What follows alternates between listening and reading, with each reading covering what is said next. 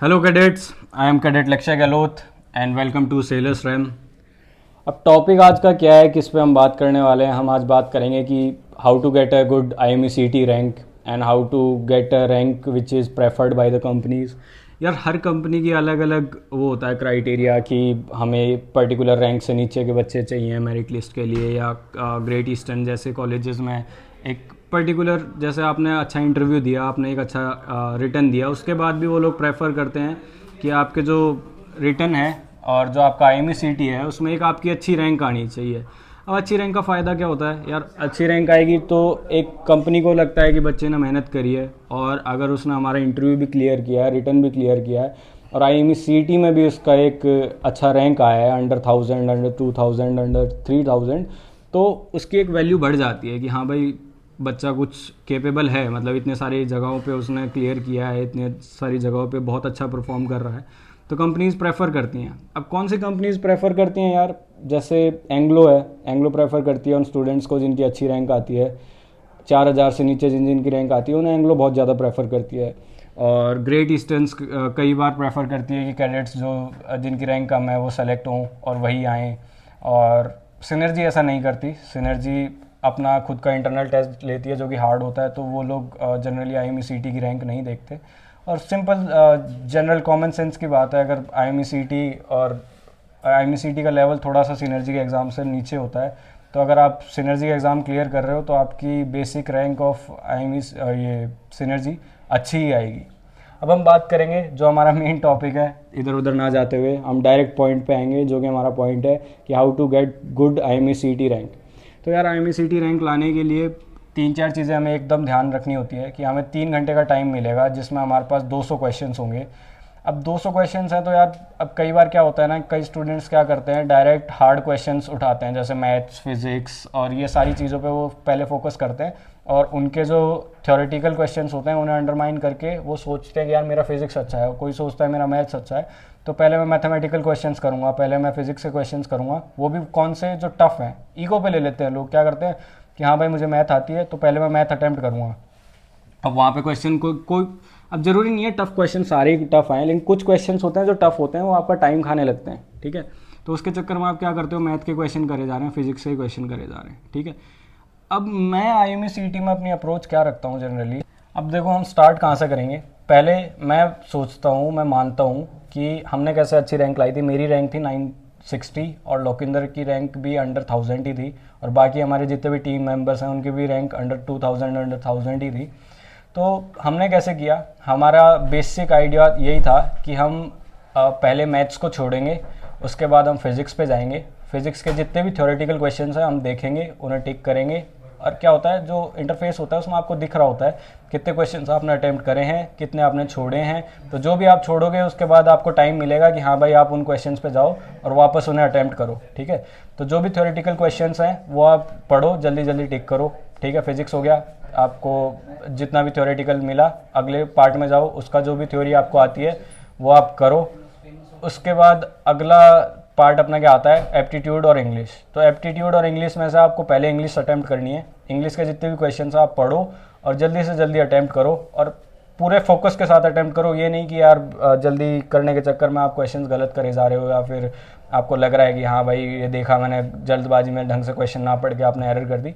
ऐसा बिल्कुल नहीं करना है, आपको ध्यान देना है कि आप सही करो और जल्दी करो, ठीक है।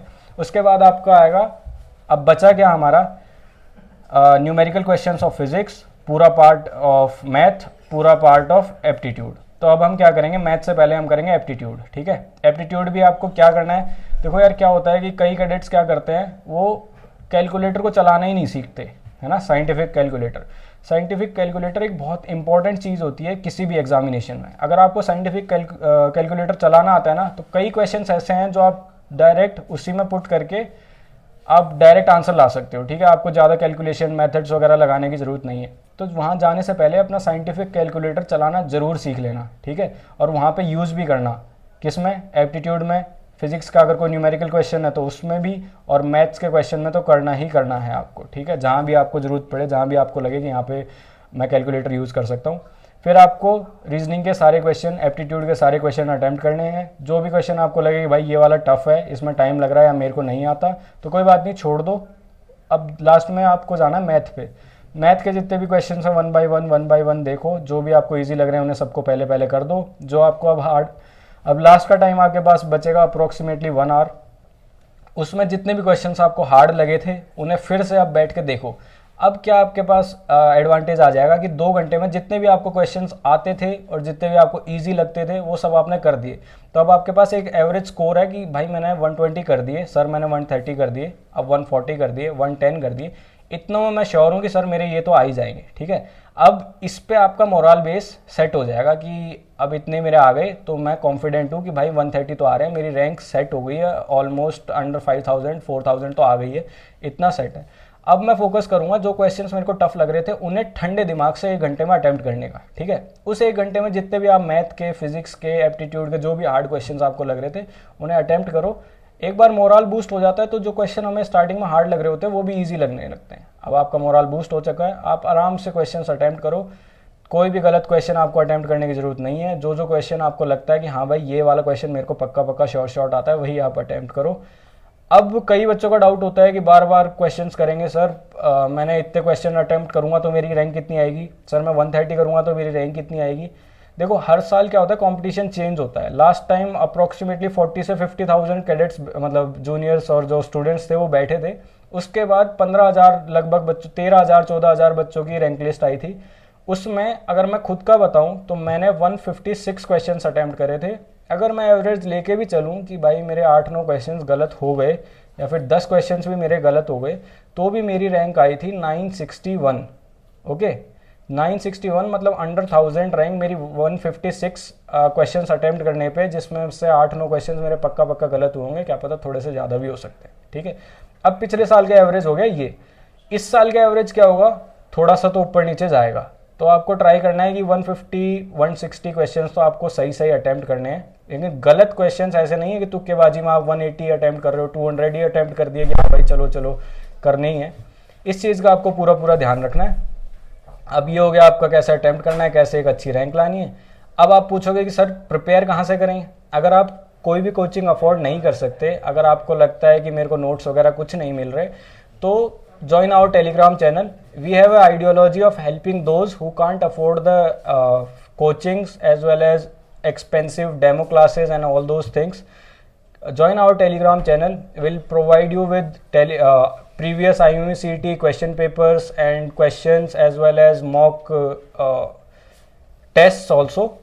In that you can practice what you know, and if you don't know something we'll give you another tip.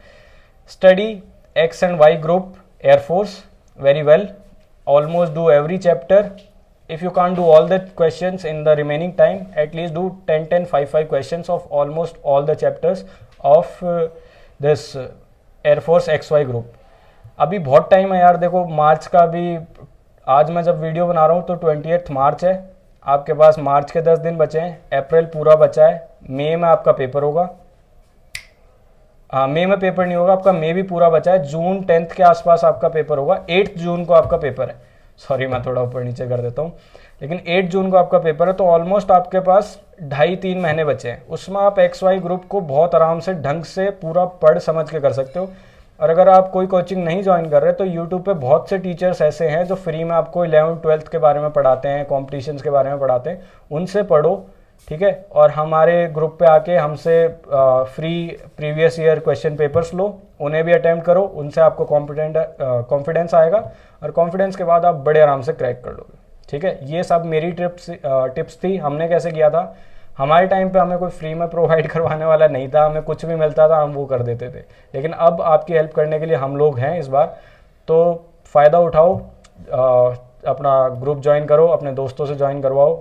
और अभी हमारा इंटरव्यू सीरीज़ भी चल रही है जो कि फ्री है कैडेट्स के लिए, मतलब जो भी जूनियर्स प्रिपेयर करना चाहते हैं तो वो भी ज्वाइन करो। ठीक है, so thank you everyone and good luck for your exam.